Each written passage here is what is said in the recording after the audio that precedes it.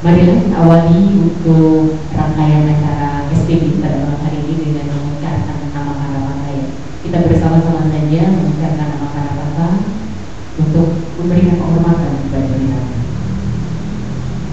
Araham sama sambuddho bhagawa buddham bhagawantam abhiwademi Swabhago bhagavata dhammo dhammam namasami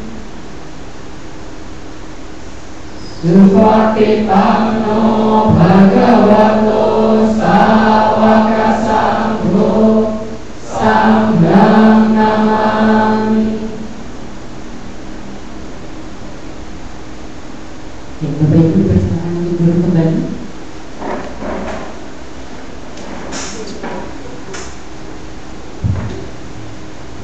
Baik, sekali lagi selamat malam, selamat datang di acara sebulan penghayatan Dhamma yang diadakan oleh Wihara Suwana Dipa untuk menyambut Hari Trisuci Waisak ya, yang di bulan Mei mendatang. Ya, ini yang pertama SPB perdana ya untuk tahun ini, dan kebetulan untuk hari ini kita bersama-sama akan mendengarkan pemaparan materi dari Yang Mulia Bante Kartaseno. Ya, beliau mungkin baru pertama sepertinya ya mengisi offline di Wihara Suwana Dipa ya. Baik, mungkin sebelum kita mulai, saya izin sedikit memperkenalkan biografi dari Yang Mulia Bante Kartaseno.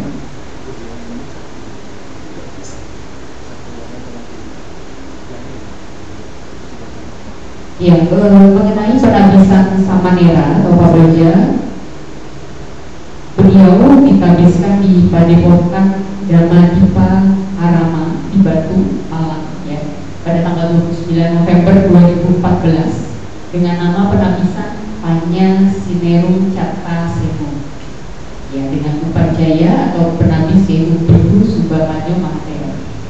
Kemudian penabisan Biku atau Upasampada pada tanggal 9 Maret 2019 di Wihara Jakarta Dhamacakra Jaya dengan nama penabisan Biku Cakaseno, dan yang menabiskan atau upacara yaitu Yang Mulia Bante Sumeno Mahatera.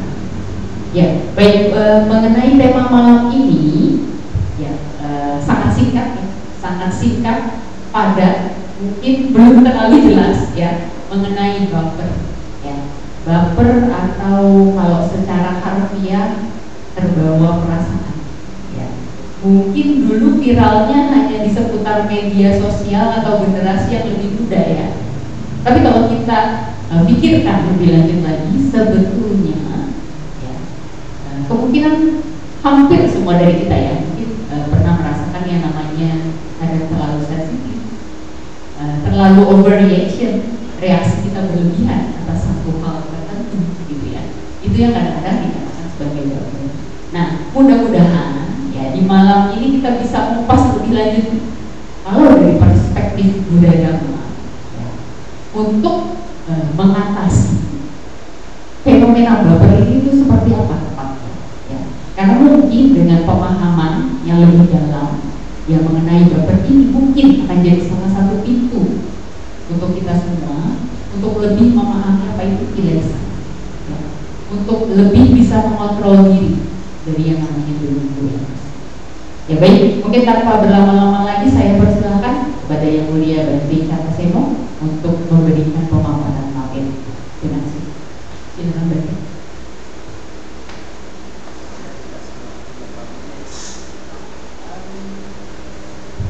Kalau waktunya 2 jam termasuk sesi tanya jawab tadi, jadi mungkin sekitar 75 menit ya. Mungkin sekitar itu berarti jadi setengah jam kita bisa pakai untuk sesi tanya jawab.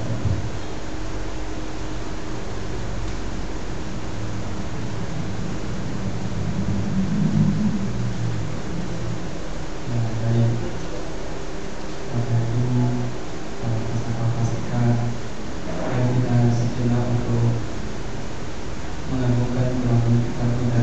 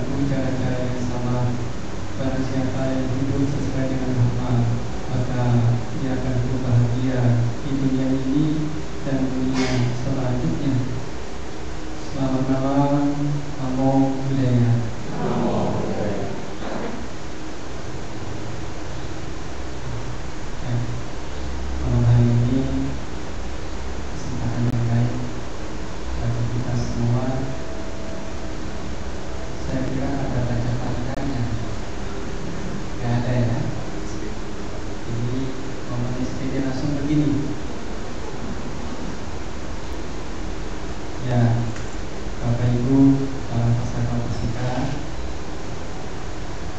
yang saya hormati, pembawa acara yang saya hormati, malam hari ini kita berjumpa karena ada beberapa sebab yang mendukung. Nah, yang pertama tentu kita sehat, kita memiliki kesehatan. Bapak Ibu sehat? Sehat ya? Yakin?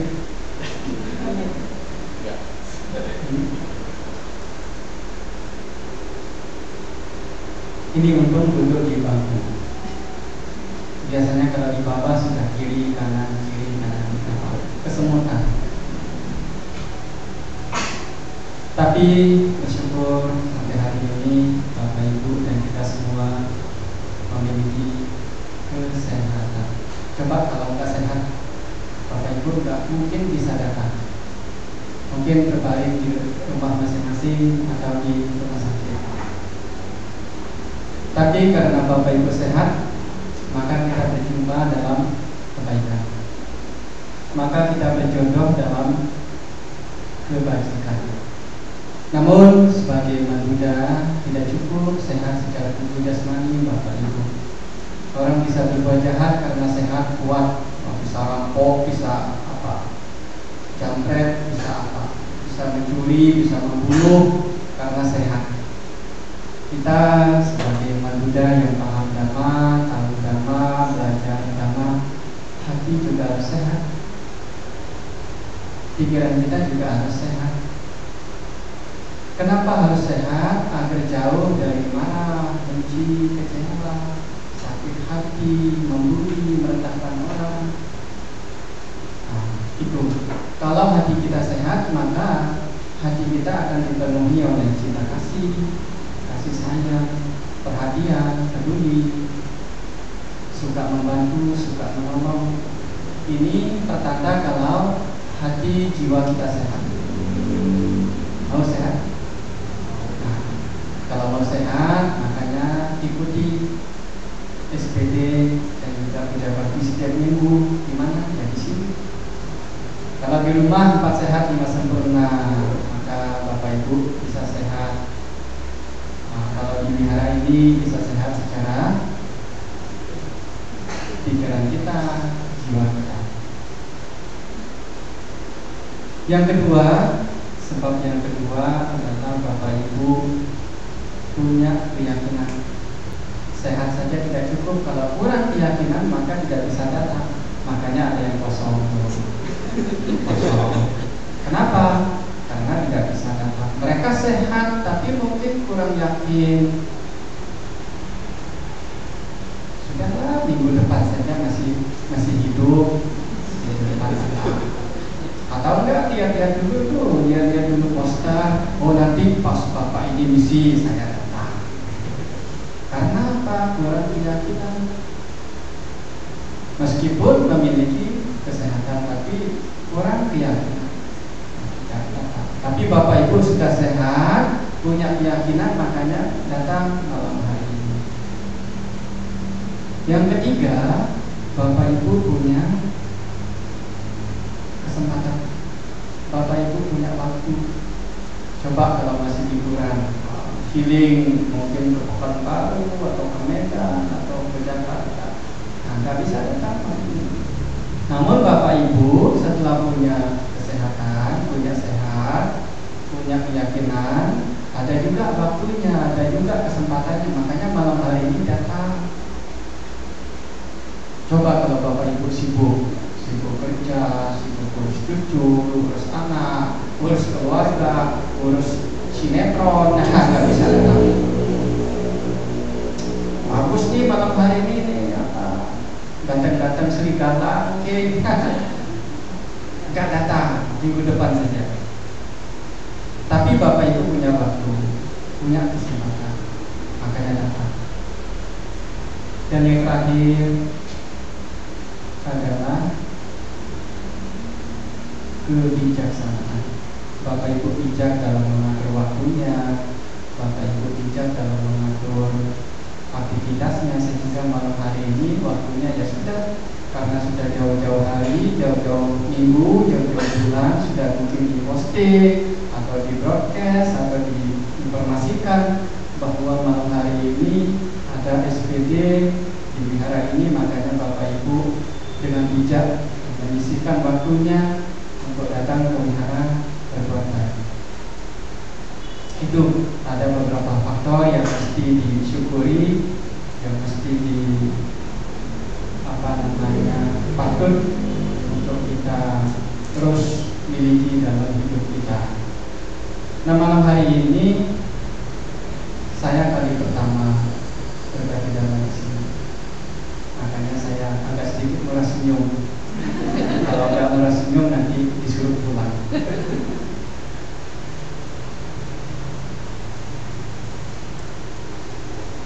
Waktu saya diminta tema Bapak Ibu, sebenarnya saya mikir panjang, mau nyampaikan apa?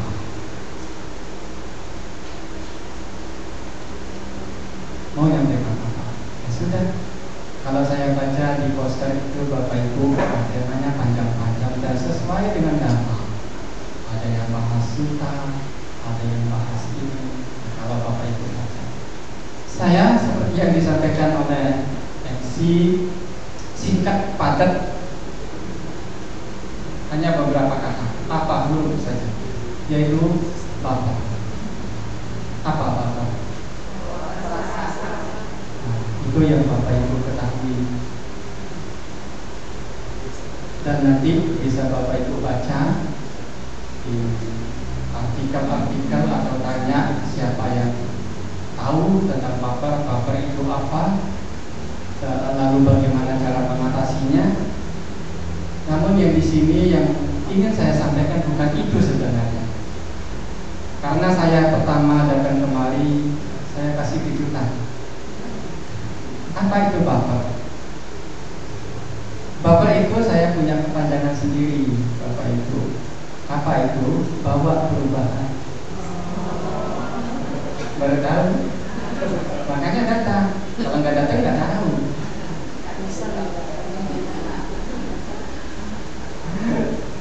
Kalau nggak datang nggak tahu.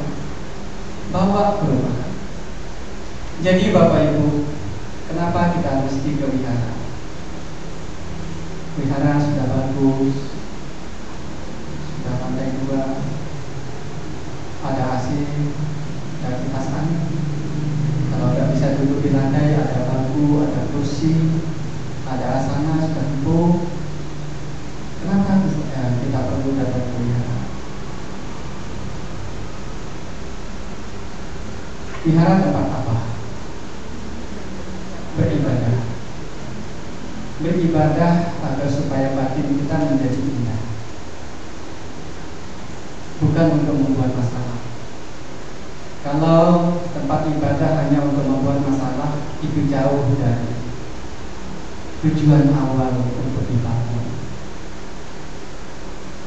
Wihara dibangun untuk ada tempat kita beribadah agar supaya batin kita menjadi indah.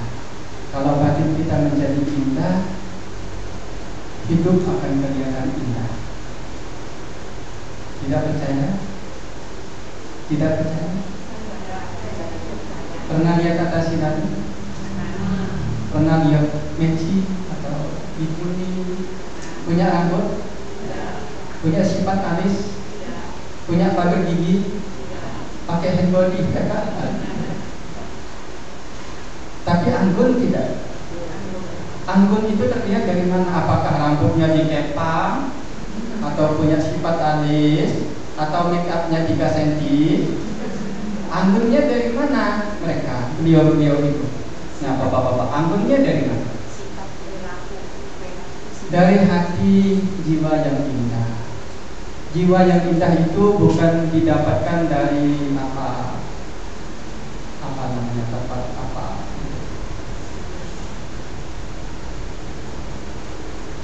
Tempat orang-orang dia sendiri salon. Bukan didapatkan dari salon, tapi didapatkan dari tempat-tempat ibadah. Salah satu Orang baik yang menata diri dari dalam itu akan kelihatan indah, meskipun kurang dalam penataan diri, mungkin juga tidak pakai hand body, mungkin juga tidak pakai perawatan di salon, tapi tetap kelihatan anggun. Anggunnya itu dari mana? Dari dalam. Coba bandingkan dengan Bapak Ibu pergi ke salon. Pernah ke salon kan? Pernah ya? Sering kan? Bapak Ibu, ibu-ibu tata pakai bedak 3 cm. 3 cm. Kemudian marah sama suami. Bedaknya kemana? Longsor. Setelah longsor, coba Bapak Ibu kaca, indah tidak? Atau keringatan Bapak Ibu, ibu-ibu nih pakai make up, kemudian keringatan, kemudian Bapak Ibu tercermin, indah tidak? Atau Bapak Ibu setelah make up, semua ditata dengan rapi, pakaian bagus, Bapak Ibu marah-marah sama suami, indah tidak?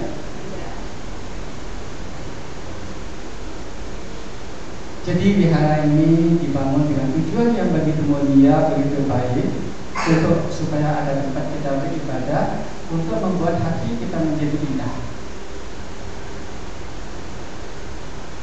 Selain itu, kita datang ke wihara ini bukan untuk mendapatkan, tapi kita melepaskan. Kita datang ke wihara ini untuk mencontoh, mengikuti jejak Buddha, jejak Sangha, dengan kita memiliki dhamma. Bukan datang ke wihara untuk mendapatkan. Nah, tadi pagi saya singgung, kalau datang ke wihara, datang ke lenteng untuk apa? Puja. Biasanya umat Buddha itu puja dengan lupa 3 biji. Setelah puja, baik-baik minta doa, minta apa? Jodoh, minta kaya, minta dijaga anaknya, minta usahanya lancar, ya. Biasanya begitu. Bahkan lupa 3 biji, permintaannya lebih banyak. Jadi kita datang ke wihara ini beribadah agar supaya batin kita menjadi indah, dengan melepas apa yang perlu kita lepaskan, Bapak Ibu. Kita perlu melepaskan, kita perlu menghilangkan seperti kebencian, sehingga kita menjadi lebih bisa memaafkan orang lain, menghilangkan kemelekatan, sehingga kita bisa berbagi kepada orang lain, menghilangkan kekhawatiran, sehingga kita menjadi lebih tenang, tidak cemas, menghilangkan kesombongan, agar kita menjadi lebih rendah hati dan tahu diri, tidak sombong,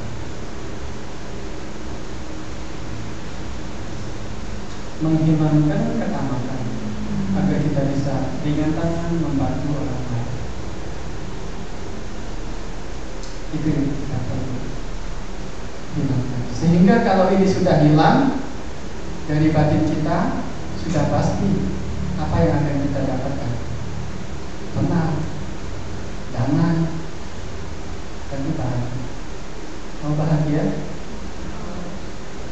Maka apa yang saya sebutkan tadi perlu kita renungkan, perlu kita hilangkan. Dengan apa? Mengikuti jejak Buddha, jejak Sangha, dengan kita praktek dhamma. Makanya kalau kita datang ke wihara ini, kita langsung melihat sosok Sang Buddha. Makanya batin kita damai, batin kita tenang. Setelah kita pulang dari wihara ini, perlu kita bawa Bapak Ibu, bawa kedamaian, bawa ketenangan itu sampai ke rumah, sehingga di rumah juga damai, juga tenang, juga bahagia. Bawa kedamaian itu ke tempat kerja, agar di tempat kerja juga damai, juga bahagia. Kita melihat sosok agung Buddha, kita meniru sifat-sifat beliau, sehingga dimanapun juga, tidak hanya di wihara, di rumah juga damai, di tempat kerja juga damai, di jalan juga kita damai. Jangan hanya di tempat tempat ibadah di wihara baik, tapi di rumah tidak harmonis. Di wihara bisa meditasi, di rumah kacau balau. Karena kenapa? Tidak membawa, tidak meniru, tidak mencontoh sifat-sifat agung Buddha, sifat-sifat luhur sakti.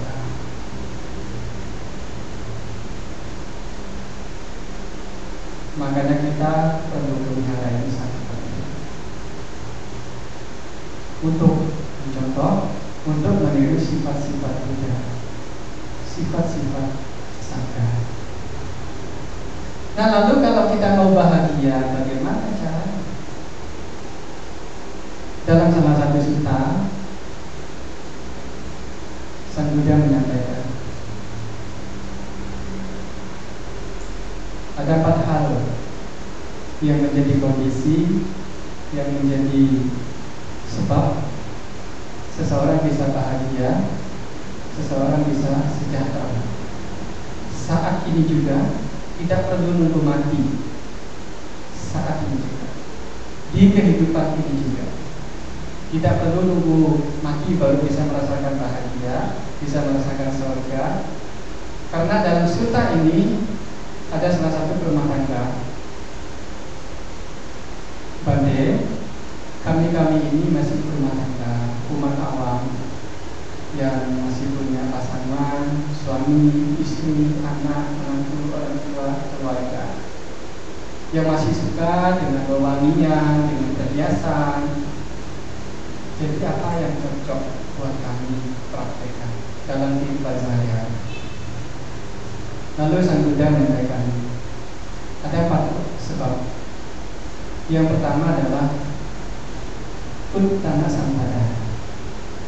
Bapak Ibu pernah baca, Bapak Ibu pernah dengar. Uttana Sampada ini adalah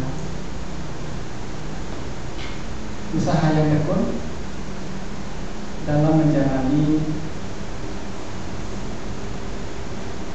setiap aktivitas, setiap kegiatan untuk mencari nafkah. Punya keterampilan, punya keahlian dalam menjalani apapun yang menjadi usaha, apapun yang menjadi kegiatan untuk bisa menghasilkan nafkah, harta benda. Seperti di zaman yang serba canggih dan sangat maju ini, mungkin Bapak Ibu punya keterampilan, punya keahlian jualan namun tidak punya toko tapi bisa online. Bapak Ibu punya handphone, Bapak Ibu punya keahlian, keterampilan jual lewat online. Punya singkong, jual lewat online. Punya toko baju, jual lewat online. Kalau kita punya keterampilan, kita bisa. Kita bisa. Oleh karena itu, yang utama adalah punya keahlian, punya keterampilan. Ini secara sisi duniawi, Bapak. Kalau kita lihat, kalau kita tilik secara spiritual, kita mesti punya keterampilan, punya usaha yang tekun, punya keahlian untuk menjalani hal-hal yang baik. Karena kebaikan itu juga butuh keahlian. Misalnya bermeditasi, mesti tekun. Kalau nggak tekun, tubuhnya di sini. Bapak Ibu mendengarkan saya bicara di sini, tapi pikirannya ke warung Padang, ke dapur, karena tadi belum makan, jadi mikirnya wah, ini berarti bicara lama, ingat dapur, atau ingat kerjaan, atau ingat kesibukan-kesibukan yang lain. Jadi butuh usaha yang bulat, yang tekun, juga dalam melakukan kebajikan. Kalau tidak punya keterampilan dalam mengelola wihara ini, tidak bisa maju. Tidak punya keahlian dalam berbuat baik, juga tidak akan berkembang. Tidak akan berkembang. Demikian juga secara sisi duniawi. Kalau hanya sekedar hidup, nggak punya modal, nggak punya pengetahuan, nggak punya keterampilan, ya sudah. Bisa berkembang tidak? Bisa kaya tidak? Bisa makan besok pagi tidak? Makanya secara duniawi mesti ulat, secara spiritual juga ulat. Karena belum tentu orang yang punya uang kaya raya juga bisa hidup tenang, belum tentu. Kalau tidak punya spiritual. Jadi dua sisi ini mesti seimbang. Duniawi mesti semangat, spiritual juga mesti semangat.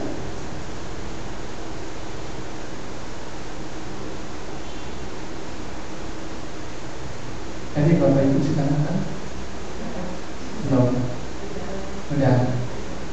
Nah sekarang waktunya bagian makan spiritual. Agar apa? Agar tenang. Itu yang pertama. Yang kedua,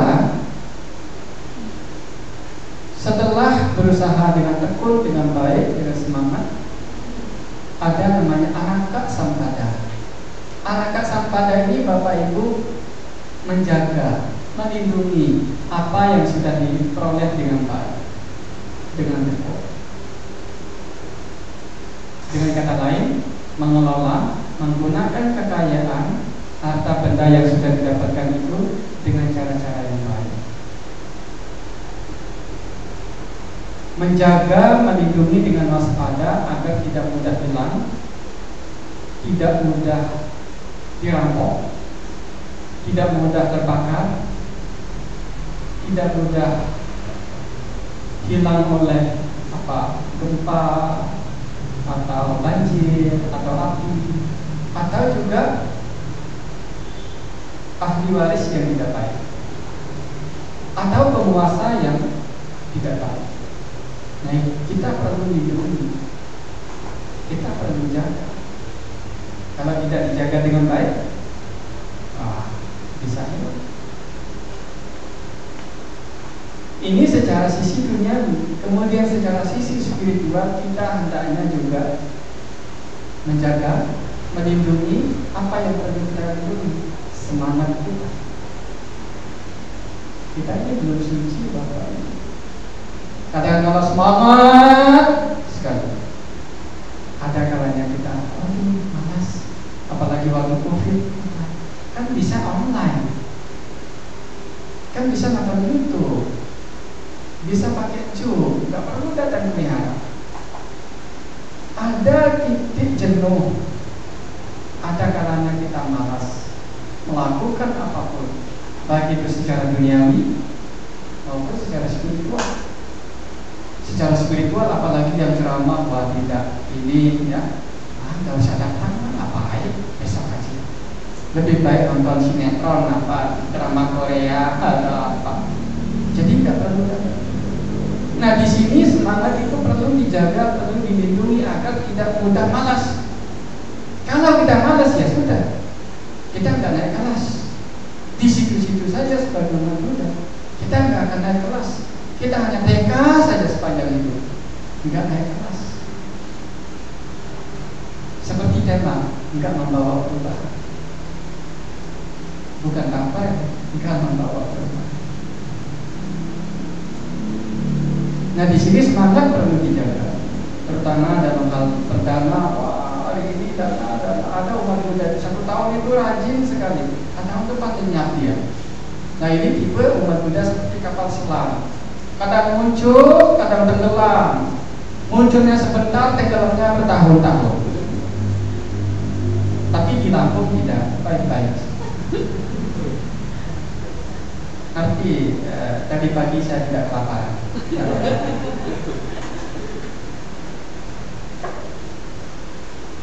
Itu yang kedua. Semangat perlu dijaga, harta perlu dijaga. Mungkin istri juga perlu dijaga Bapak Ibu. Kalau jalan ke mall mesti dipegang-pegang. Kalau nggak dipegang nanti comot sana sini belanja. Nah itu bercanda sedikit. Yang ketiga Bapak Ibu, waktunya semakin cepat. Yang ketiga adalah kalyanamitta, sahabat yang baik, teman yang baik. dalam dunia ini, kalau Bapak Ibu berusaha, butuh teman yang baik. Kalau tidak punya teman yang baik, harta bisa cepat habis, usaha tidak bisa maju. Itu secara duniawi. Kalau punya sahabat yang baik, meskipun lagi jatuh,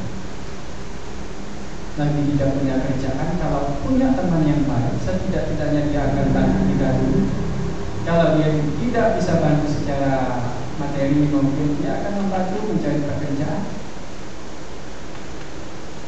Dia akan selalu ada untuk kita. Secara spiritual, sahabat yang baik juga sangat penting. Kalau lagi malas datang pelihara, ada yang ngajak.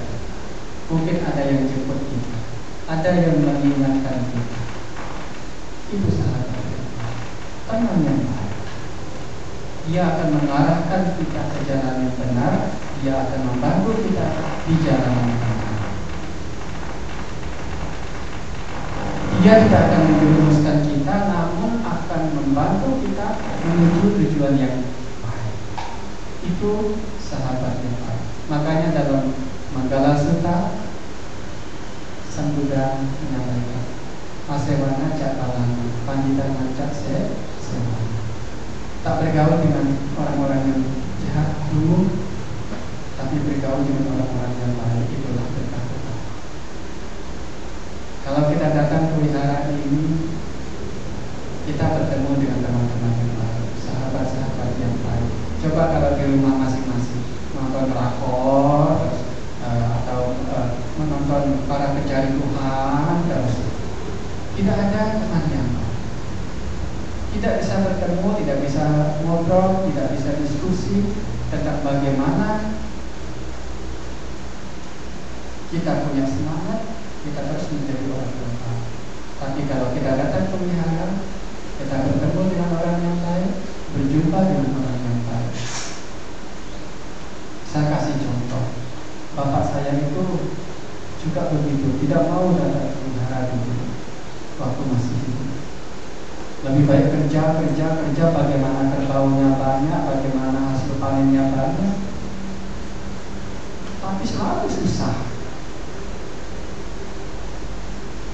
Waktu saya ubah menjadi rajin wihara, dia ada kerja. Oh iya Pak, ternyata tidak hanya saya yang susah. Setelah saya ke wihara, ternyata banyak juga yang susah, banyak juga yang menderita, jauh lebih menderita daripada saya, jauh lebih susah daripada saya. Artinya apa? Di wihara dia bisa berdiskusi, di wihara dia bisa berjumpa dengan orang-orang, tapi orang-orang yang baik. Nah di sini apakah baper atau bawa perubahan?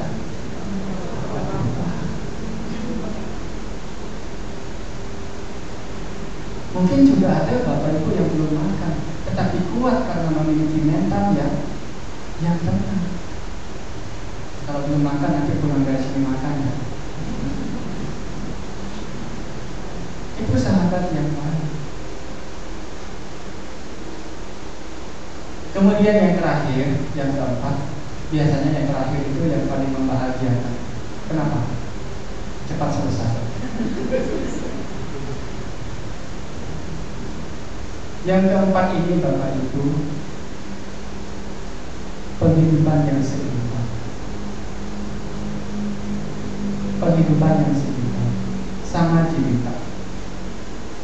Tidak terlalu boros, juga tidak terlalu pikir. Bapak Ibu tahu pendapatan, tahu pengeluarannya. Jadi Bapak Ibu bisa mengkontrol pendapatan, pengeluarannya. Jadi kalau tahu hidup seimbang, Bapak Ibu tidak terlalu cemas. Seperti di Lombok Bapak Ibu, di kampung saya, Ibu saya itu tidak punya tabungan, tidak punya ATM. ATM-nya apa? Lumbung padi. Jadi hasil panen itu tidak dijual, Mbak. Tidak seperti di Lampung, kalau mungkin setelah panen langsung dijual. Rata-rata di kampung saya itu, di Lombok itu budayanya hasil panen itu disimpan di lumbung. Ini sebagai bank, ini sekaligus sebagai ATM. Kalau mau makan, digiling berapa kilo gitu. Nanti mau beli lauk-lauk dari situ dijual. Nah, kalau bank ini, kalau kartu ATM-nya ini, atau dengan kata lain hasil panennya yang sudah menipis, wah, tentu apa? Cemas. Karena hasil panen ini untuk sebagai sangu, sebagai bekal 1 tahun ke depan. Kalau dia musim panasnya panjang, wah, cemas tuh. Kalau padinya sudah di bawah, sudah semakin sedikit, cemas. Jadi di sini dibutuhkan keahlian untuk mengontrol antara pendapatan dan pengeluaran. Jadi tidak terlalu boros, tidak terlalu kikir. Sebagai umat Buddha yang bijak, hendaknya pendapatan yang dimiliki itu dibagi menjadi beberapa bagian. Mungkin sekian persen untuk ditabung, sekian persen untuk usaha, sekian persen untuk lain-lain. Nah, untuk lain-lain ini berbuat baik di situ, untuk kesehatan di situ, untuk bantu orang di situ, untuk berdana di situ. Ini umat Buddha yang bijak. Jadi pendapatannya itu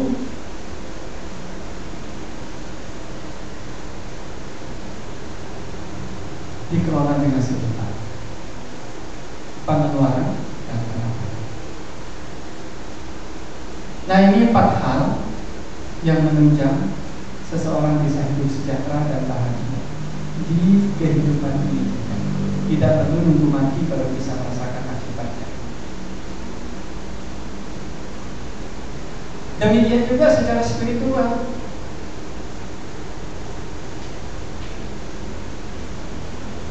Kita perlu jaga, kita perlu seimbangkan hidup kita. Agar apa? Merasakan kedamaian di sini. Makanya di awal saya mengutip syair Dhammapada. Apabila kita hidup sesuai dengan Dhamma, maka kita akan bahagia di dunia ini dan dunia selanjutnya. Lalu apa yang bisa mendukung Bapak Ibu bisa memperoleh kekayaan, kesejahteraan dan bahagia? Yang bisa mendukung adalah hidupnya tidak digunakan untuk pesta, berfoya-foya.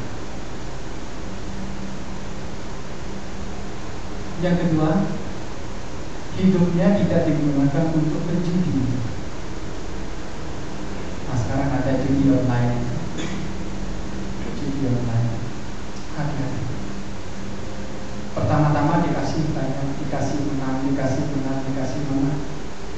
Pasang 10.000, menang dapat 10.000. Pasang 20.000 dan dikasih 20.000. Dipasang 100 dikasih 100. Gantian dipasang semuanya nggak balik.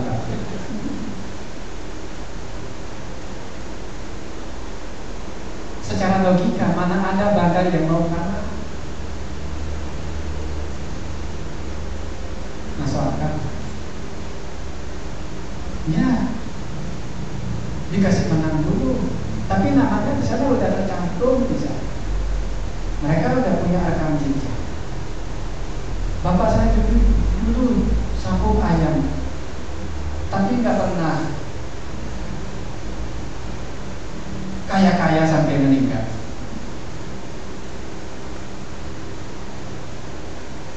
Nggak pernah. Menangnya 1 kali diceritakan, tapi kalahnya 100 kali tidak diceritakan. Yang diingat itu wah menang, wah bangga. Tapi kalahnya 100 kali itu nggak diingat.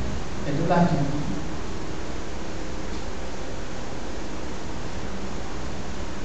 Jangan berjudi, jauhi judi kalau mau sejahtera, kalau mau kaya, kalau mau bahagia. Kemudian yang ketiga, jangan mabuk-mabuk. Pernah lihat orang mabuk? Pernah? Seperti bagaimana orang mabuk? Tidak jauh beda dengan orang gila.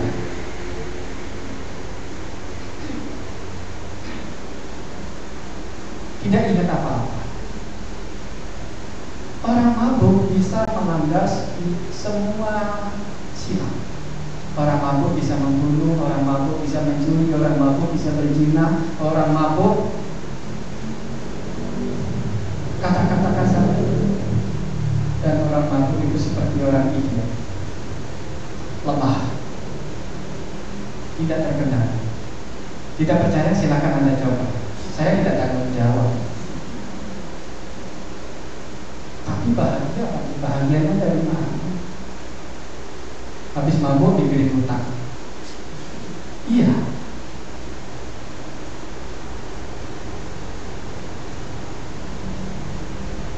Makanya mabuk ini dihindari, karena bisa melakukan segala hal-hal yang tidak baik. Dan yang terakhir yang perlu kita lakukan adalah tidak bergaul dengan orang-orang yang jahat kalau mau hidupnya sejahtera, kalau mau hidupnya bahagia. Jangan bergaul dengan orang jahat. Apapun yang menjadi usaha Anda tidak akan maju-maju, pasti akan terkontaminasi. Ngapain usaha jaga toko dari pagi sampai malam, lebih baik judol. Anak banget pakai judol. Orang yang jahat diajak mabuk, diajak berpoya-poya. Itu orang jahat. Jadi kalau mau kita berkembang, kita bahagia, jauhi pesta poya-poya. Kemudian jauhi mabuk, jauhi judi, jauhi orang jahat. Maka itu yang akan mendukung perjalanan hidup kita untuk bisa bahagia. Jadi apa hubungannya dengan buffer? Kalau kita praktek dhamma, kita kewihara, kita menjadi orang baik, berlatih menjadi baik, berlatih menjadi bijaksana, itu akan membawa perubahan. Tentu perubahan ke arah yang lebih baik. Menjadi baik itu tidak mudah. Menjadi baik itu tidak mudah. Kewihara itu belum tentu membawa perubahan ke yang lebih baik. Kadang-kadang membangun wihara seperti yang saya bilang tadi, bukannya untuk memperindah batin, bukannya untuk membawa perubahan lebih baik, tapi malah menambah masalah, menambah ego, menambah kesombongan. Wihara ini saya yang bangun, itu nama saya, ditempel di pintu, wah, ditempel di tembok, ditempel di tiang, ditempel di lubang, nama saya. Tidak ditempel, protes. Bukankah itu kemelekatan? Bukankah itu kesombongan? Bukankah itu kemelekatan? Jadi kita ke wihara ini mesti bapak, jangan bawa perasaan, tapi membawa perubahan. Yang bisa mengubah diri Anda menjadi lebih baik adalah diri kita sendiri. Bukan saya, bukan kepala wihara, bukan Bhante Sena.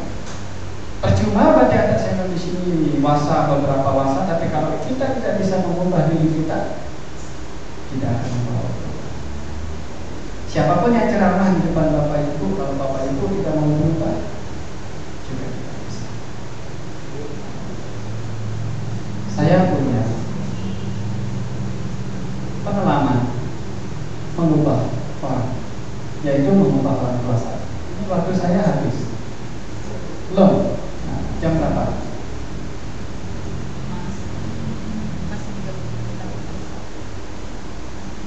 Bapak Ibu ada yang tidak sekolah? Sekolah semua? Bisa baca semua? Bisa hitung semua? Bisa tulis semua? Bisa bahasa Indonesia semua?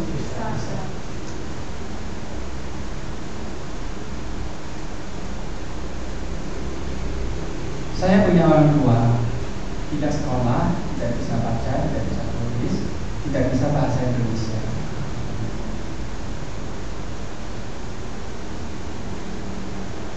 Sebagai anak yang berbakti, saya berpikir bagaimana cara mengubah kehidupan orang tua saya. Karena saya sadar bahwa apa yang sudah diperjuangkan selama itu tidak akan mampu dibawa. Istri dibawa, anak-anak. Kalau orang tua saya meninggal, saya nggak mau ikut loh. Meskipun mungkin masih hidup, ada lagu sepiring berdua, stiker bersama, satu peti nggak mau bersama. Nah ini ada pasangannya itu. Nanti tanya ya, kalau mati mau ikut enggak? Oh katanya si hidup semati, mati nggak mau sama-sama.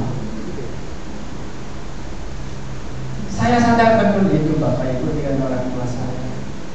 Ya saya berpikir, bagaimana cara mengubah orang tua saya?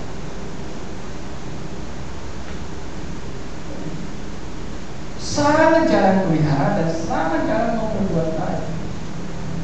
Lebih suka bertani agar supaya hasil taninya tambah banyak, tambah kaya, tambah kaya, tambah kaya, nggak ada yang berkurang. Bahkan saya sekolah pun sangat miris. Persis dengan kisah Dhammapada yang latar belakang Dhammapada itu pelit sekali untuk saya. Bagaimana cara? Akhirnya sampai kelahi, sampai terantem, suruh pelihara. Kamu aja yang pelihara. Saya nunggu rumah. Nanti pergi berburu babi. Katanya kalau berburu babi saya bisa berbuat baik. Bagikan tetangga hasil babi. Apa itu daging babi. Berbuat baik ya berbuat baik, tapi membunuh dulu baru bisa berbuat baik. Kikir, kalau saya bertahun-tahun bergulat dengan bapak saya, oh tidak bisa berubah. Akhirnya saya sadar, untuk bisa mengubah orang lain itu kita mesti mengubah diri kita sendiri. Kita tidak bisa mengubah orang lain, tapi yang perlu kita lakukan adalah mengubah diri kita sendiri. Akhirnya satu-satunya cara setelah saya lulus sekolah, saya yang tadinya berbaju jadi berjubah. Umat Buddha kadang-kala butuh diancam dulu, butuh diancam baru bisa tobat. Kalau hanya dikasih ceramah dhamma, wah sibuk, selalu sibuk. Akhirnya setelah saya lewati ceramah jadi berjubah saja juga butuh izin, jadi ada ceramah sedikit. Sebagaimana Anda kalau punya anak ingin punya menantu, punya cucu ya, nah, bapak saya juga tidak kasih lagi berjubah, tapi saya tidak putus asa. Akhirnya singkat cerita saya dikasih izin cap jempol, akhirnya berjubah. Berjubah pun setahun 2 tahun itu terus saya telepon orang tua saya motivasi terus, saya kasih realita di kehidupan nyata. Akhirnya yang tadinya tidak bisa menjadi bisa berakhir. Yang tidak bisa bernamaskara bisa namaskara. Kalau membaca memang tidak bisa, berbahasa Indonesia memang tidak bisa. Tetapi kalau di kampung saya itu hafal kata. Karena seringnya pelihara jadi hafal. Di awal saya suruh pelihara, tapi nggak bisa anjali, nggak bisa. Pak, yang penting kamu datang saja, yang penting kamu ikut saja. Ikut itu modal. Nanti kalau orang teranjali, ikut aja. Nanti kalau orang sujud, ikut sujud. Begitu. Iya. Kalau bapak tidak mau pelihara, lebih baik saya lepas pipa. Biasanya orang tua itu malu kalau anaknya lepas pipa. Ancam loh. Biasanya orang kampung itu kalau saya kan di Malang sama dengan atas tempat di atas. Nanti saya lepas juga, bisa pulang, saya putus kuliah, siapa yang malu? Akhirnya Bapak Ibu yang tadinya tidak pernah pelihara, tengok-tengok pintu gerbang wihara. Setelah tengok pintu gerbang wihara, tengok-tengok pintu utama, ada masalah, masuk. Akhirnya Bapak Ibu, beberapa tahun saya jadi samanera itu 4 tahun. Saya pulang, Bapak, saya sudah punya seragam puja bakti keliling. Nah di kampung saya itu ada namanya Darling, Dharma keliling. Jadi setiap malam Selasa itu puja bakti keliling ke rumah-rumah ganti-ganti. Nah Bapak saya sudah mulai. Yang sebelumnya Bapak Ibu, penuh dengan drama kolega. Kalau saya ajak pelihara, sakit pinggang lah, sakit punggung lah, rematik lah, asam urat lah, nggak bisa duduk lah, padahal masih sehat. Ternyata Bapak Ibu, untuk bisa mengubah orang lain, ubahlah diri kita sendiri terlebih agar bisa dicontoh. Sampai-sampai saya memberikan ancaman kalau Bapak mati saya tidak pulang.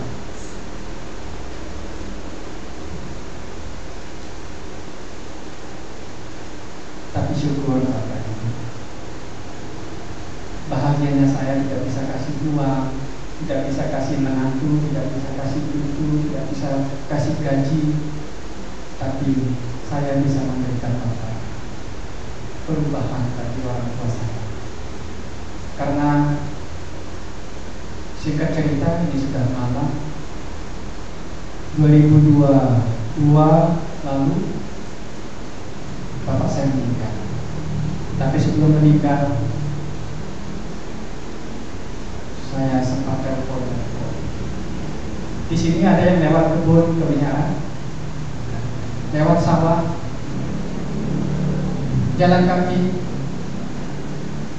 ke sini pakai apa? Ngomong aja, nggak usah takut sama saya. Kok kaku kamu? Mobil atau begitu dong kalau ditanya ke dong aku.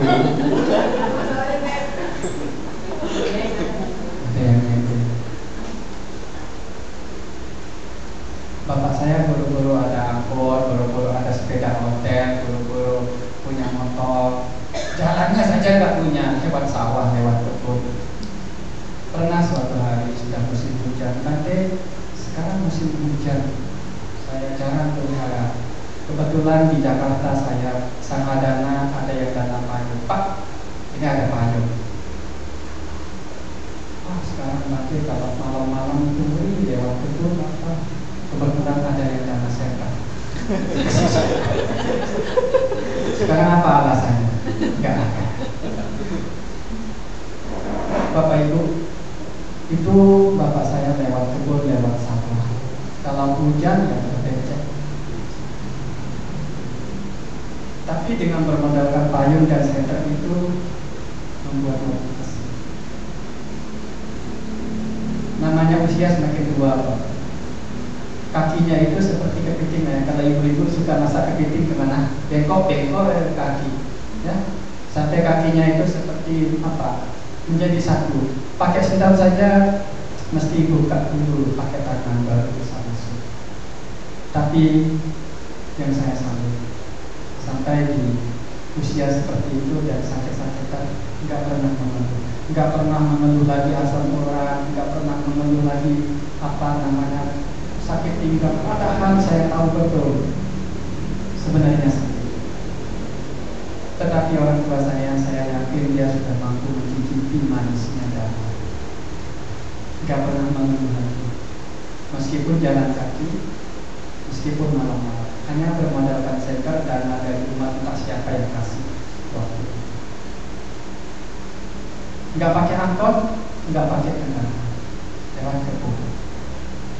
Tahun 2020 itu Bapak Ibu, ini nggak ada di Suta ya, nggak ada di mana. Ini kisah nyata saya. Sempat saya telepon, Pak, biasanya saya itu bincang-bincang, tanya pelihara sudah, bagaimana kesehatan. Pada kesempatan itu Bapak saya Bante, sekarang saya kalau pelihara nggak mau duduk di paling belakang. Kalau tidak di depan, minimal saya di tengah. Biasanya umat Buddha itu maunya di pojok-pojok dan paling belakang supaya bisa bersandar.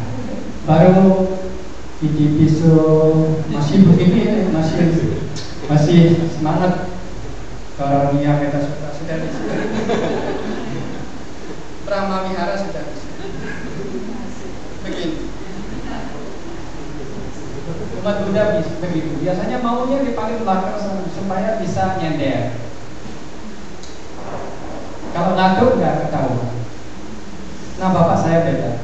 Kalau tidak dapat duduk di paling depan, minimal saya di tengah sekarang Bapak. Bayangkan di kampung nggak ada disediakan begini Bapak Ibu. Kalau manula orang-orang sakit itu nggak disediakan. Semua hukumnya sama, duduk di asana di bawah. Mau sakit pinggang, mau sakit apa, duduknya di bawah.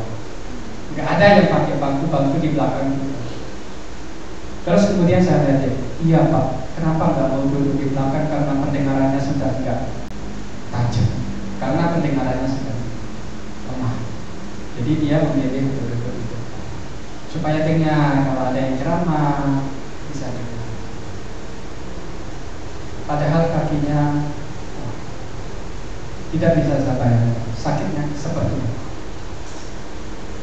Tapi itulah setelah tahu manisnya suatu makanan, manisnya dalam. Setelah saya telepon itu Bapak Ibu ada keributan di kampus saya yang mau ceritanya Bapak lihat.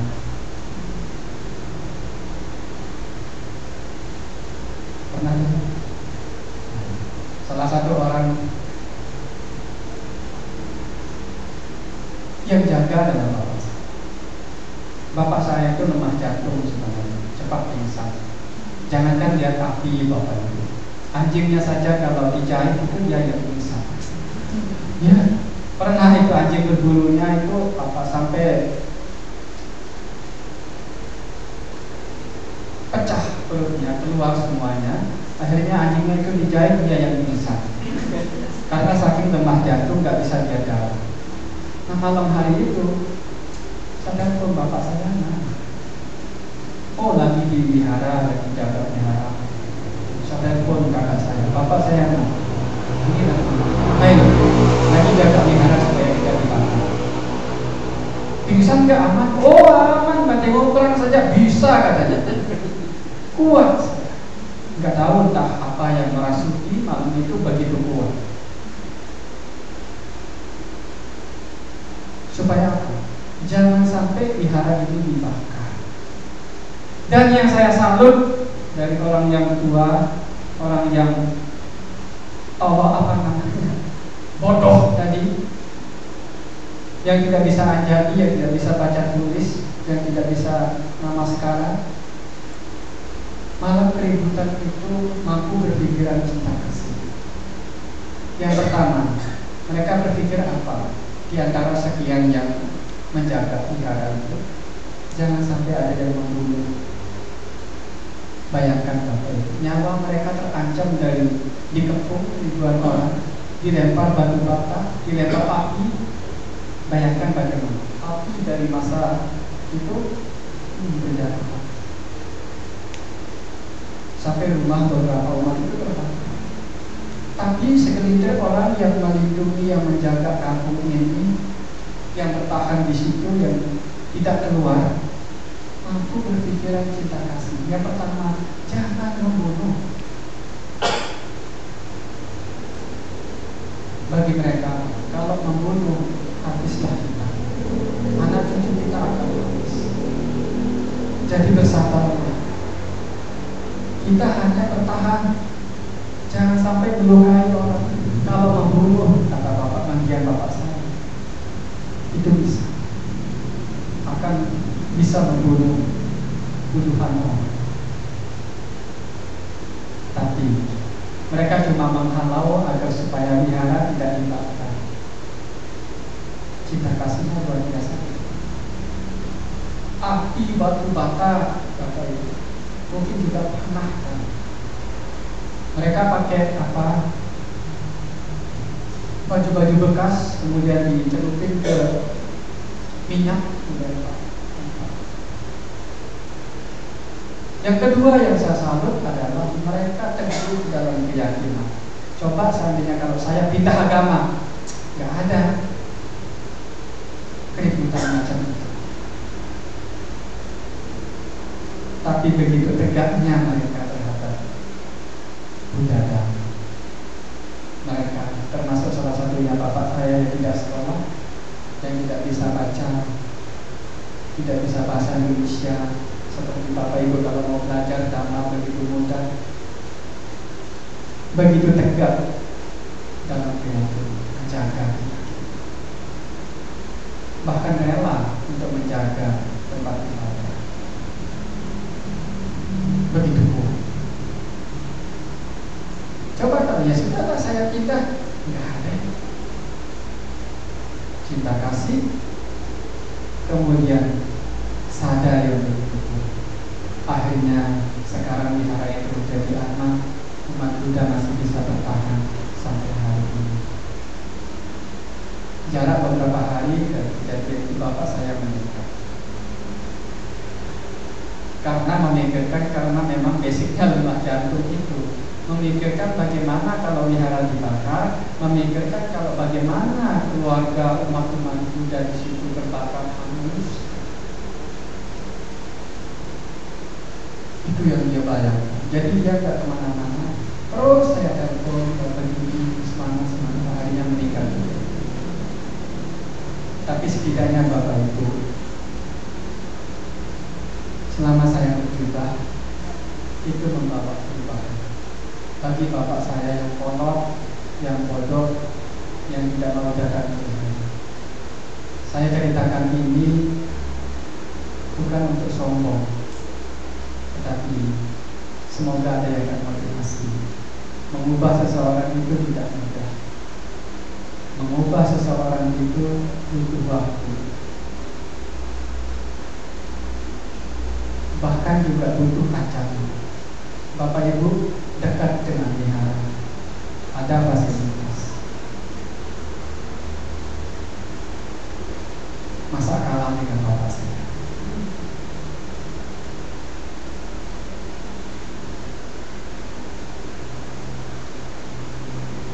Jadi di sini bapak di sini adalah membawa perubahan. Setelah kita kenal Dhamma, setelah kita rajin wihara, mari kita membawa perubahan. Tentunya perubahan yang lebih baik. Jangan kita datang ke wihara tanpa sombong, tanpa tinggi hati. Tapi kita datang ke wihara ini untuk menghilangkan kesombongan kita, agar supaya kita lebih rendah hati dan tahu diri. Jangan semakin menambah kebencian. Kita datang ke wihara ini agar supaya lebih memaafkan, bawa perubahan yang lebih baik. Apa gunanya bangunan ini begitu megah, tapi kalau umat-umatnya tidak berubah, sangat disayangkan. Sangat disayangkan. Jadi maaf ya, pembawa acara, bukan buffer yang seperti yang dibayangkan. Tapi di sini adalah bawa perubahan yang lebih baik. Sehingga kalau hidup kita berubah menjadi lebih baik, tidak perlu menunggu mati baru bisa merasakan kebahagiaan. Hari ini, malam hari ini juga berkumpul dengan orang-orang yang baik seperti ini, bahagia tidak? Berjumpa dengan saya bahagia tidak? Bahagia. Kalau menderita, selamat Anda sedang di neraka. Karena kalau tidak suka lihat saya, dengarkan saya, batinnya bagaimana? Panas nggak? Terbakar nggak? Kapan selesai katanya? Udah malam begini, benci. Selamat Anda sedang di neraka. Selamat Anda sedang di neraka. Tapi kalau batin Anda damai, mampu melepaskan beberapa kotoran-kotoran batin tadi, di sini juga bisa damai, bisa tenang. Bahkan waktu begitu cepat berlalu. Ini jam berapa?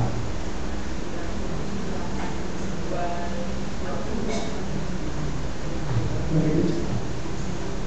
Tetapi karena ini malam pertama saya dan juga pertama kali saya kemari, jadi gak usah panjang-panjang. Nanti kalau kepanjangan gak diundang lagi.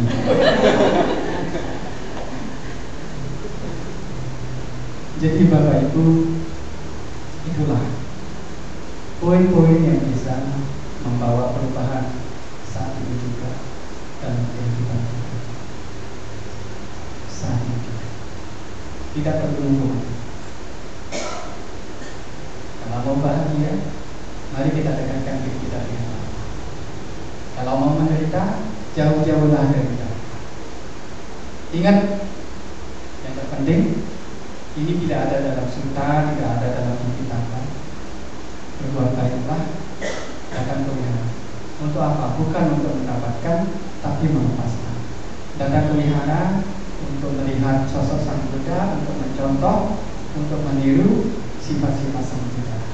Agar di wihara juga baik, di rumah juga baik, di tempat kerja juga baik. Sehingga kebaikan itu di mana-mana, kebahagiaan itu juga di mana. Nah, seperti saya juga bahagia. Meskipun jalannya susah. Sebenarnya ini sudah jauh-jauh hari saya memikirkan bisa jalan nggak ibadah. Mau nyewa kursi roda, apa itu kursi roda dari mesti nunggu 30 menit. Saya sudah mau boarding ya sudah. Sama umat cuma dikasih makan yang jalan pelan-pelan.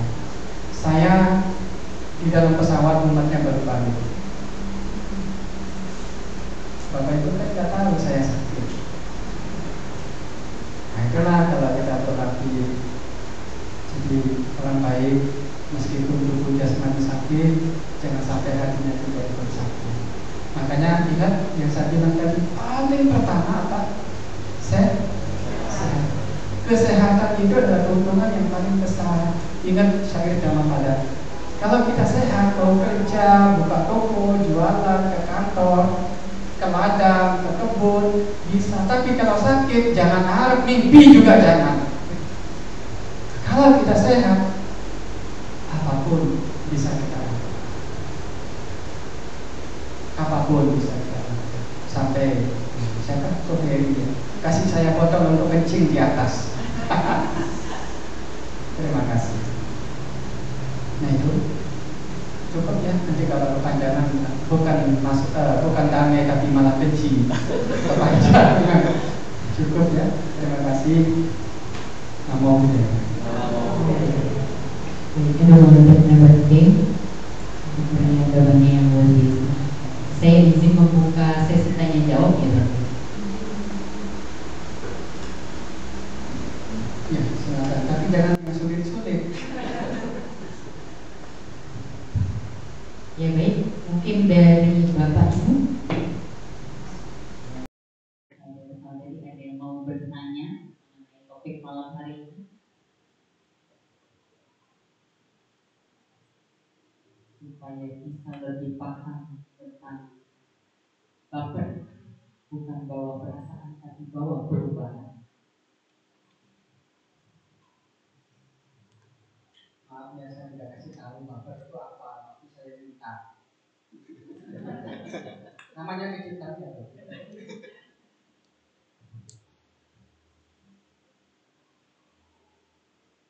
Ini yang tidak paham, saya mau dipaksakan. Terima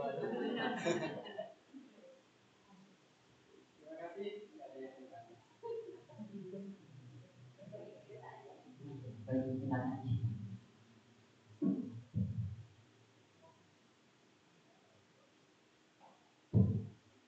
Malam Bante, malam saya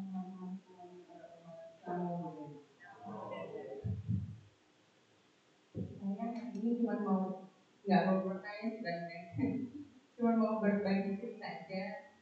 Saya hari ini ucap syukur. Hari ini pas 15 tahun dan saya bilang nggak ada, saya masih ada duduk di depan sini dan mendengar jawaban saya itu baper, jadi saya benar-benar tertarik. Jadi yuk kita pelihara, yuk dengerin Bante, apa sih baper itu? Jadi saya benar-benar senang saat ini. Maksudnya wow, maksudnya bisa ada sampai hari ini, bisa hidup terus dengar cerita Bante yang tentang orang tuanya yang beribu-ibu, kan? Saya juga sangat senang. Kalau saya sama ada lagi cerita tentang segelas air putih yang saya berikan kepada bos saya dan sampai saya bisa pulang pergi mutasi itu, orang-orang itu pada sirik dengan saya, maksudnya hebat amat lo, bisa bolak-balik pindah, emang perusahaan lo. Tapi kalau orang yang nggak senang, aduh datang lagi orang ini, ya itu karena waktu saya 2010 itu saya pernah operasi bongkar pasang batok kepala 2 kali, masih dikasih hidup, masih dikasih semuanya lah, punya teman baik, masih bisa semuanya itu senang sampai hari ini. Itu tuh luar biasa ya Bante. Terus cuman waktu itu di bawah alam sadar saya yang seperti Bante bilang, saya hanya ingin terus berbuat baik. Jadi apapun itu berbuat baik kan nggak mesti harus uang, pakai apa sih, berkawan yang baik, kita juga happy, kan? Ngeliat kawan seneng, kita juga happy. Itu aja sih.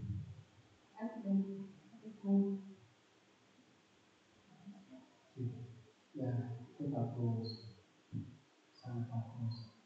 Bahkan hampir mati ya. Bersyukur masih hidup. Makanya 4 hal utama yang saya sampaikan di awal tadi itu penting kita syukur. Sehat, sehat. Tidak hanya jasmani, hati juga harus sehat. Kalau di warteg kita makan untuk jasmani, di Swadadipa ini untuk apa? Rohani. Makanya datang. Jadwalnya malam apa? Jadwal kerja bakti di sini. Ya minggu, hari minggu jangan lupa dicatat. Kalau rakornya belum selesai hari minggu ditinggalkan dulu. Kemudian sehat. Coba kalau seperti saya naik kata susah padahal belum tua-tua amat. Saya meditasi tidak bisa.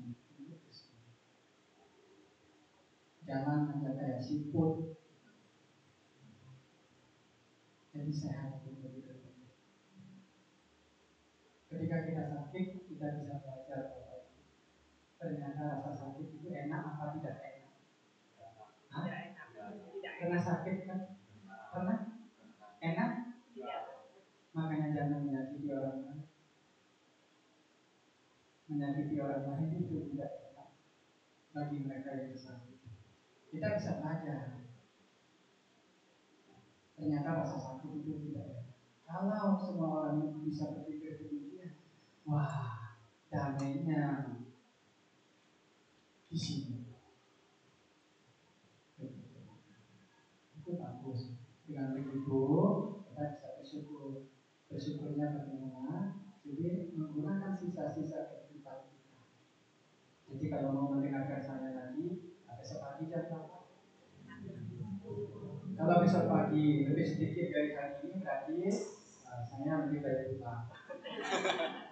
Artinya apa? Artinya lama bicara dan tidak bisa dipahami kan begitu. Tapi besok pagi ini bawa satu akhirnya apa? 2 kali lipat. Yang kosong-kosong itu mungkin ada yang datang tapi tidak kelihatan. Bisa saja begitu ada yang duduk di situ. Kenapa yang paling belakang tidak mau di situ? Nah, mungkin karena sudah ada yang duduk di situ. Ya kan? Nggak hanya kita yang mau dengar dana, nggak hanya kita yang mau berbuat baik, mereka yang tidak kelihatan juga. Begitu ya, semangat. Saya juga semangat datang ke sini. Sebenarnya mau menolak saya, tapi tiket sudah dibeli, PT lagi, makan lagi ya. Jadi ya sudah, saya menolak. Akhirnya kita bisa berjumpa. Terima kasih. Baik, terima kasih banyak.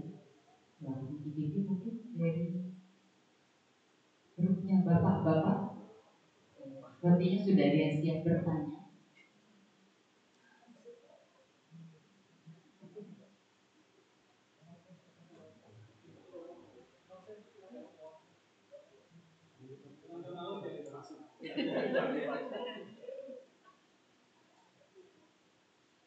Oke, ya baik.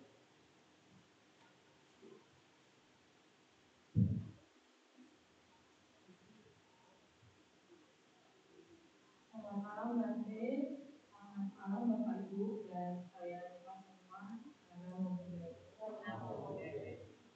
Sebelumnya terima kasih Bante atas tema desana yang Bante sampaikan pada malam ini, terutama yang mengenai bagaimana perjuangan Bante untuk mengarahkan orang tua Bante sendiri agar bisa bertemu dengan Dhamma. Yang ingin saya tanyakan terkait hal itu, bagaimana Bante tidak menyerah. Lagi-lagi kan banyak drama yang tadi Bante sampaikan, banyak pertentangan, terutama bagi orang yang sebenarnya seharusnya orang itu sendiri yang merubah hidupnya.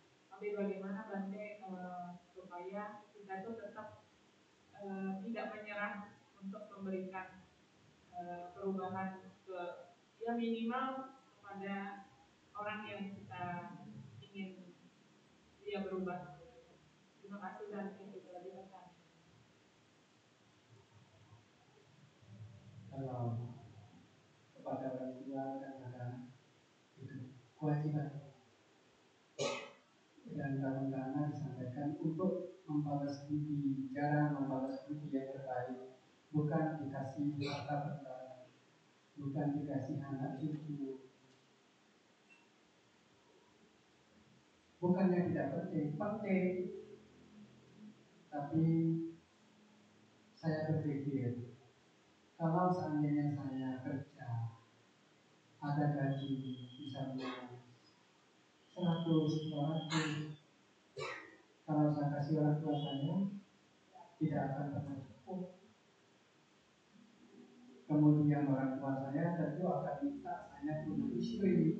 Ya kalau istri saya ini baik sama mertuanya, baik sama orang tua saya. Kalau nggak baik, jangan kasih. Gimana? Saya kan cinta sama istri saya. Ikut siapa?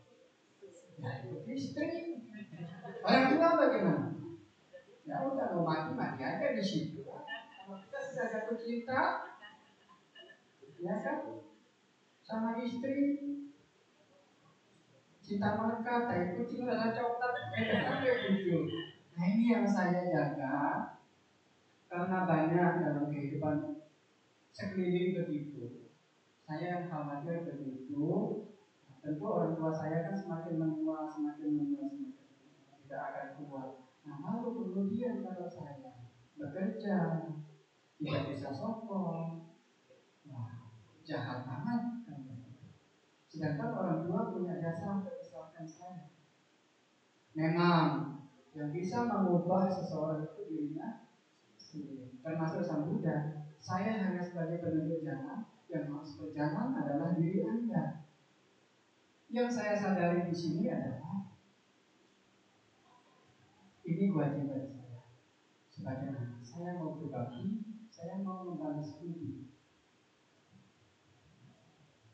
agar supaya orang tua saya merasa cukup, merasa puas, merasa bahagia dengan keterbatasan yang ada.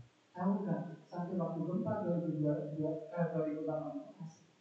bapak saya ketinggalan, nggak punya rumah, tinggal di gubuk yang beratap spandek, dia menang, langsung beralaskan tanah, bumi.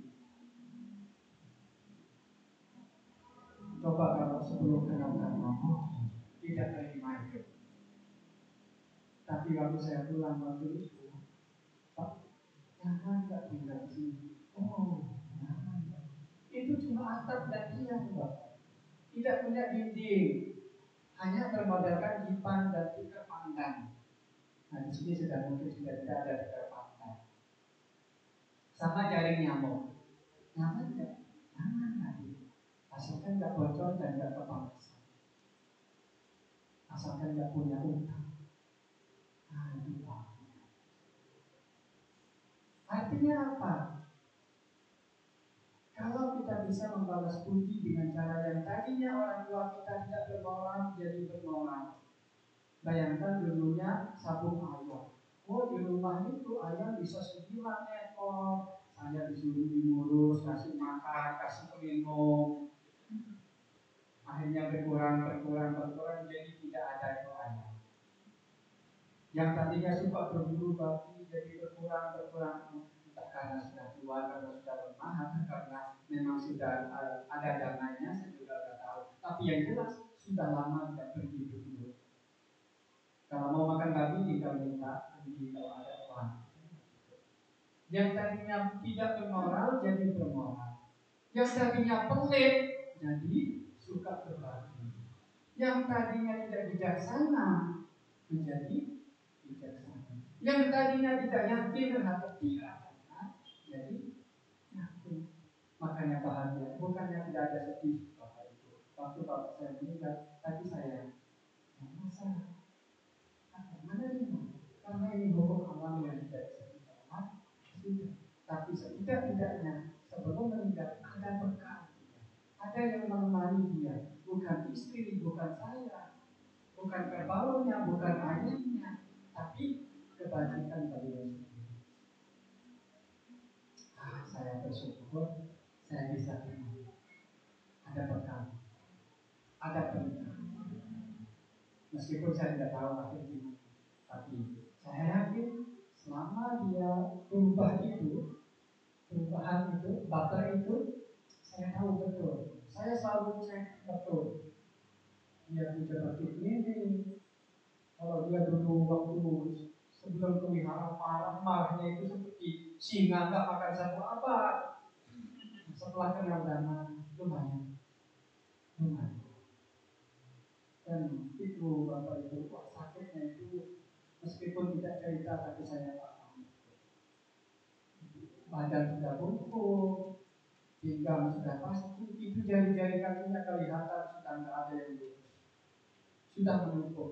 Sama cucunya, ini jari-jari kaki bukan seperti ini katanya, diurusin sama dia nggak bisa, dia harus begitu berubah dan drastis. Tapi itu pelihara, rajin ke kegiatan-kegiatan sosial. Kalau ada orang meninggal ya kan sekarang begitu canggih. Kalau ada kegiatan seperti di posting orang saya bisa lihat, saya zoom. Oh, bapak saya itu bahagianya itu luar biasa. Luar biasa. Sebagaimanapun saya berjuang, kalau dia tidak punya hati untuk berubah, tidak bisa. Bagaimana cara mengubah? Saya tidak memberikan suka-suka, tidak memberikan adu-adu. Saya memberikan realita hidup biasa. Ngobrolnya saya mesti maaf, mungkin tidak sesuai. Karena saya anak petani, ngobrolnya apa? Petani. Ngobrolnya pupuk. Di situ saya sebutkan dhamma. Pernah suatu tahun gagal panen. Bagaimana ya Pak? Dapatnya cuma beberapa kali. Sedangkan itu akan jadi bekal 1 tahun ke depan lagi. Tenang Pak, kalau kita baik pasti ada jalan. Kalau kita rajin berjalan pasti ada jalan. Pasti ada yang bagus. Bahkan yang beberapa tahun itu bisa sampai 1 tahun. Ada baksos, ada yang bantu, ada yang nolong. Di tengah kekeringan saya ajari bapak saya nanam tomat di pot. Akhirnya bisa dijual.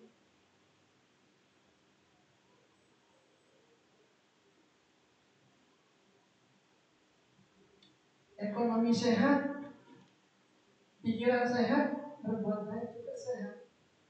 Coba kalau lapar, punya utang, malas kuliah. Makanya saya sebutkan dana. Jadi benar, orang tua saya ketika kuliah, dia bisa berdiskusi sesama petani, dia bisa tanya-tanya tentang pupuk, dia bisa tanya-tanya tentang petik. Dilihat, sosial juga ada, spiritual juga berkembang. Bayangkan untuk bisa mengubah pohon yang sudah puluhan tahun untuk bisa bermanfaat tidak mudah. Mesti kita korbankan dulu itu si pohon, kita gergaji, kita sisuk. Sama orang tua saya juga saya ancam, bahkan kalau mati saya tidak akan terima. Saking maunya berbakti sama orang tua. Karena saya sadar tidak ada yang bisa diberikan selain daripada kebajikan. Nah, kemarin campaign hari ini ada yang pergi sembahyang, kasih pandang, kasih kepala babi, kasih kue-kue yang enak, sayuran yang enak-enak, kue-kue yang enak, minuman yang disukai. Percuma, udah mati gak bisa minum. Waktu hidup ditengok juga enggak orang tua.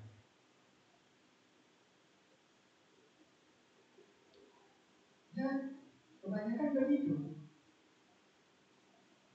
Tidak pun aja enggak, waktu liburan juga enggak diajak. Waktu sudah meninggal baru dikasih rokok, dikasih kue-kue yang segala macam. Ya, waktu hidup nggak pernah dikasih.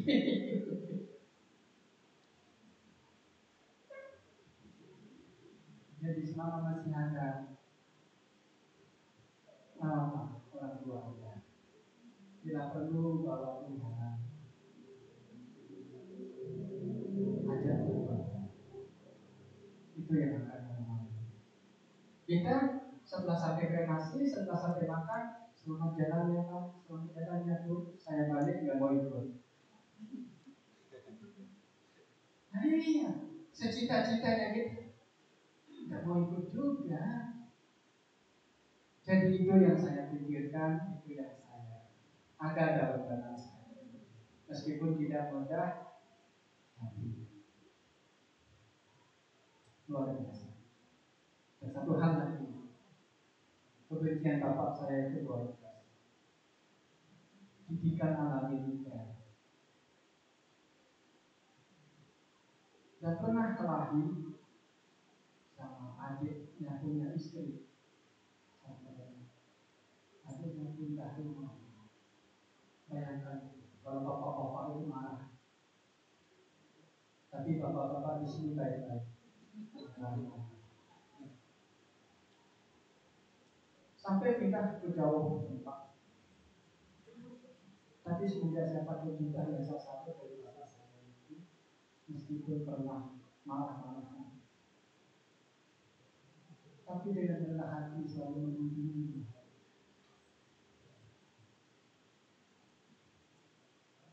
Biasanya kan saya kakak, saya tidak mau ngalah, tapi bapak saya tidak. Selalu pergi menengok.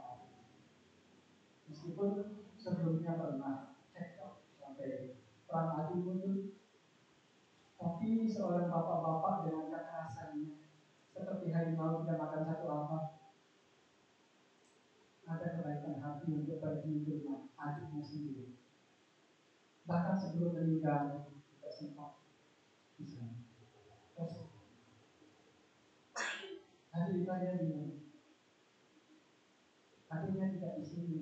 Oh nggak apa-apa, saya tunggu saja sampai pulang. Bahkan sebelum meninggal, Oh pergi, tapi sama ibu saya dilarang karena sudah tidak bisa jalan jauh, sudah lemah karena kejadian waktu itu peristiwa. Ya, saya kira mau tinggal di sini, tapi tidak dikasih pergi ke rumah itu. Saya bilang ada pun saja lewat telepon. Coba kalau tak paham karena jadi kalau kita sudah mencicipi manisnya dhamma, jasmani sakit tidak begitu menjadi halangan. Tapi kalau kita tidak tahu manisnya dhamma, meski sehat sekalipun tidak akan. Percayalah itu. Lebih baik nonton drama Korea atau para pencari Tuhan.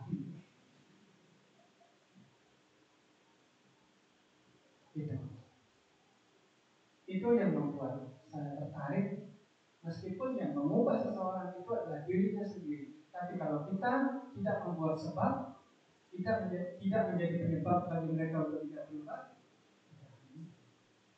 meskipun kita tahu kita tanam alpukat